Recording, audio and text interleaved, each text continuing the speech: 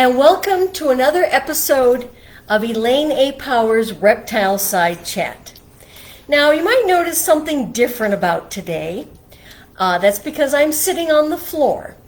I wanted to introduce you to the largest reptile, the largest family member in my household.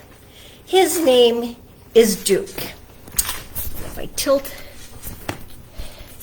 hopefully you can get to see him. Great.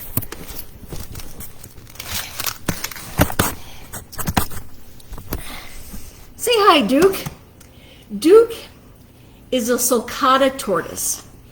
And the last time he was weighed, he weighed 160 pounds.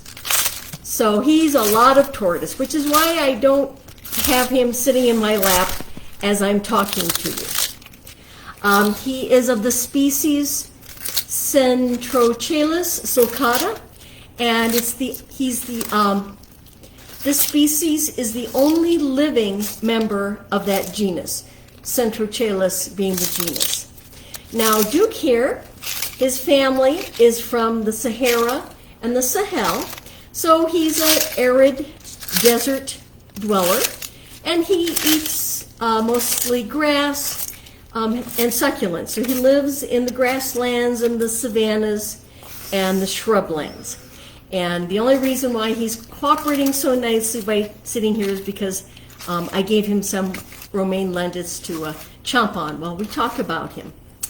Now, these guys are called sulcatas or spur thighs, and you can see these massive scales on his front legs. Now, those are for digging. The desert soil is really rock hard, so you have to be able to dig through it. And so that's what these scales on the front legs are for. Now, they dig burrows for two reasons. One is to dig down to where there's moisture air. The desert air is awfully dry. And also in times of great heat, he can go down and stay cooler. And this process is known as estivation.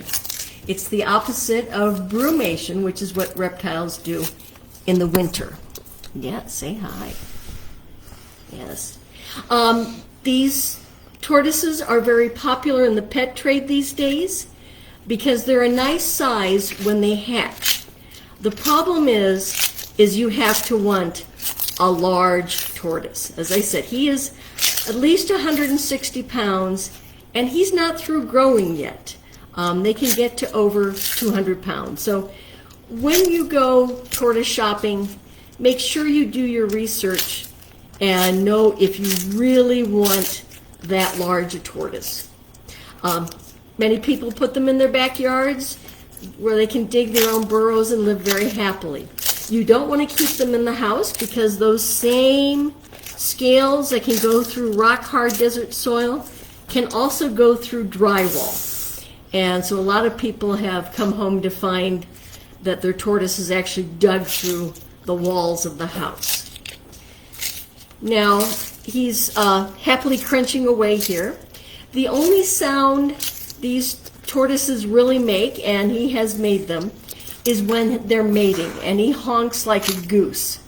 Now, this used to be my warning that he was perhaps molesting, shall we say, one of the redfoot tortoises.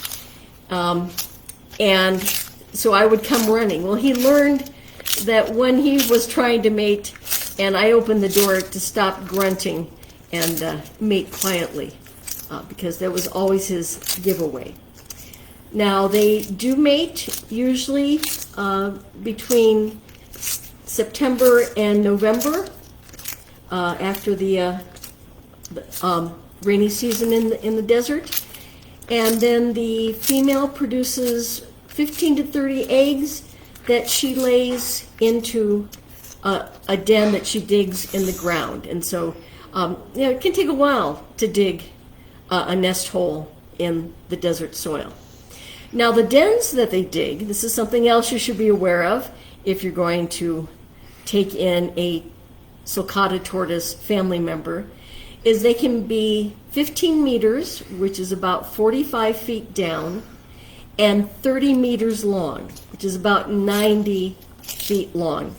So their burrows that they dig are really quite impressive, and I have a couple in my yard as proof.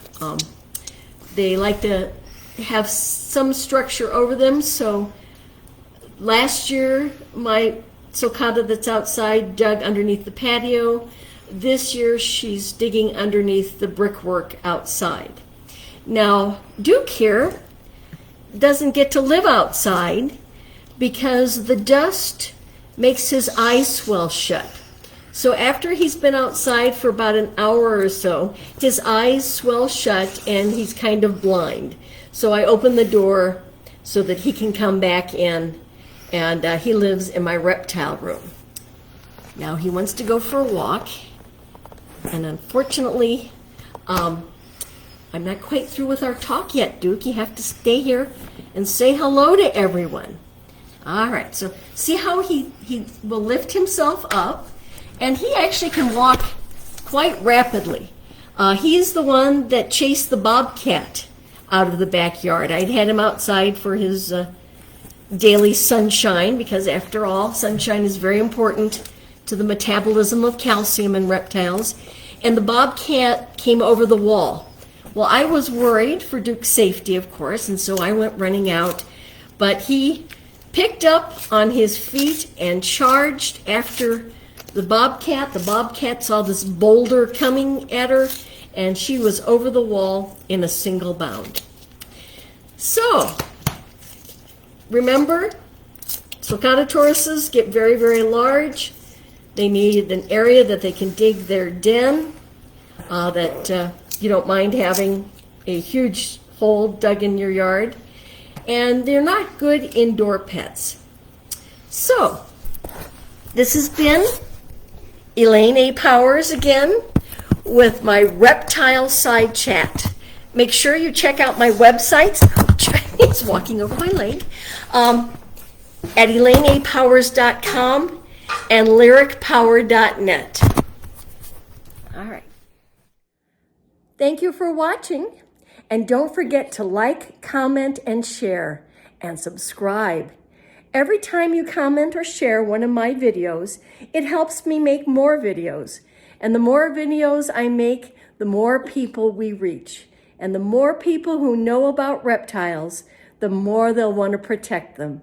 It's a win-win.